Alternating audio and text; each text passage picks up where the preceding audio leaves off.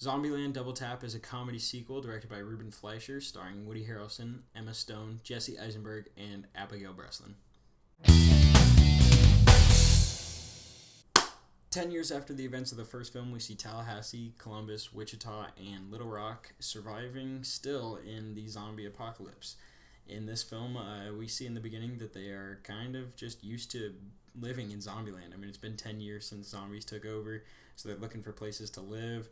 One of those places is the White House.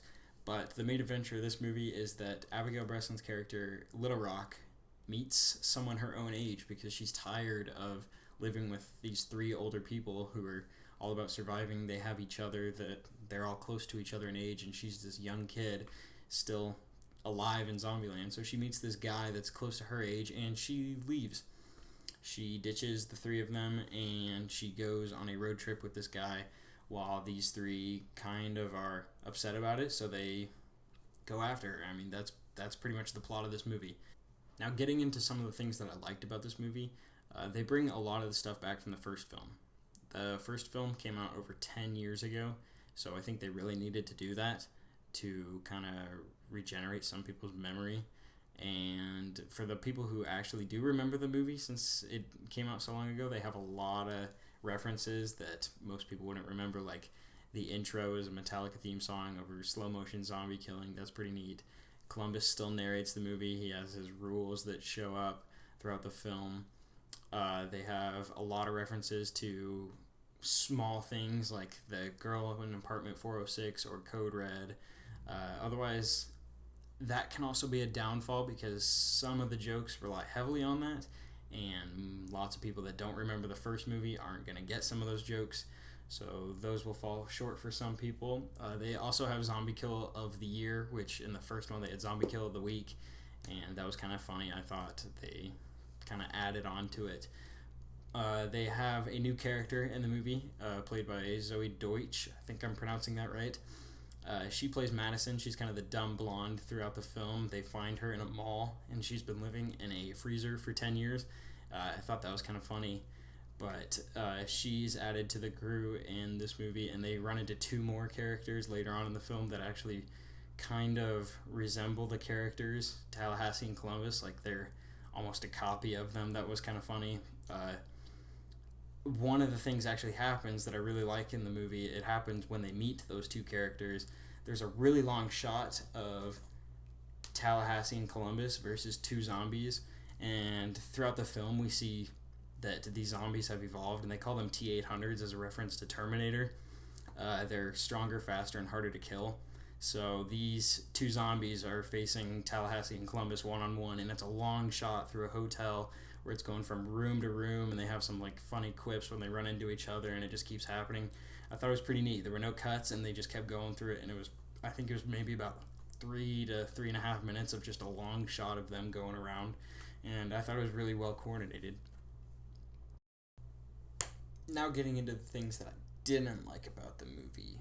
Wow. Okay, there were a lot of the things that I didn't like about this movie. One of them actually being the things that I did like about the movie, how many references there were to the first film. A lot of the people that don't remember the first movie are going to be very confused when they watch this movie because so many of the jokes rely heavily on the first film, and you might pick up on some of them like, oh, I remember that from the first one, but if you haven't seen the first movie at all, like, these jokes are really going to fall short while watching this movie. You're not going to understand them, and it'll just kind of be like, okay, why is everyone else laughing? I'm just going to go with it. But that was kind of a downfall of the film. Another thing is how convenient everything happened in this movie.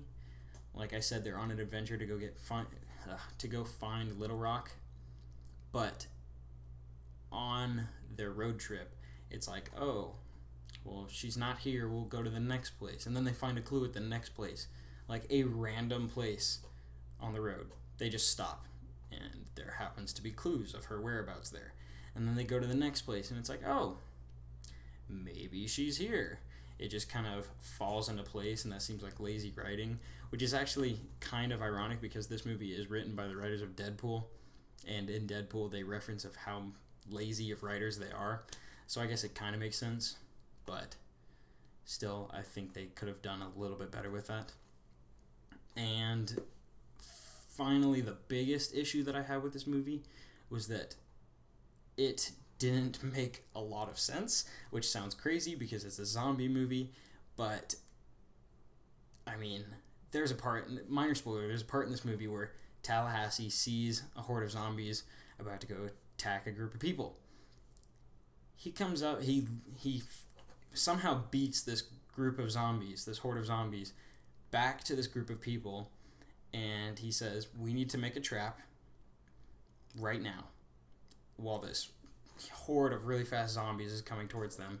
So within the next 5 minutes, they create a gauntlet type trap that includes tearing down walls, building a kind of like I said, a gauntlet with hoses and gasoline and fire and like a spinning machine that had sparks on it to attract the zombies to it. And within 5 minutes, like, they've built it and the zombies are there. And then it ends up not working. Like, what was the point of even doing that? All it did was really make a bigger issue in the movie. It's like, okay, I guess I'll go with it. And then they try to, like, now these zombies have made it to the four people, our four main characters. They're standing there and they're like, oh no, it's the end. And they really try to make it be like, oh, like, this is where they die. This is where the road ends. But I didn't feel anything for the characters. Like, in the first movie, we see Tallahassee's character talk about how his dog died. But later on, you find out that it was his son. And, like, it's sad. It's a sad scene in the movie. Because you find out, oh, like, this bad guy killing zombies also has feelings because his son was eaten by zombies. Like, that's a horrible thing to have happen to you. The one person that you love is just gone. And now, like, in the second movie, there's no heart at all. And they kind of try to make you feel for them near the end of the film. But it's just like, how much time is left in this movie? I want to go home. And that had to be a big downfall for this film. And due to the fact that the cons outweigh the pros in this film, I have to give Zombieland Double Tap. Before the end of this review, I want to say one final thing.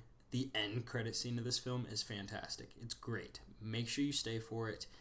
If you're going to see this film, obviously, don't just walk in at the very end. Go see this film. Stay for the end credit scene. It's great. You're going to love it. It's probably the best part of the movie, to be honest. I really enjoyed it. I laughed out loud a lot during it, actually. But yeah, that's my review for Zombieland Double Tap. Go see the movie. Let me know what you think. Comment down below if you like this review, if you like the movie, what your thoughts on it were, and like and share. So enjoy the movie.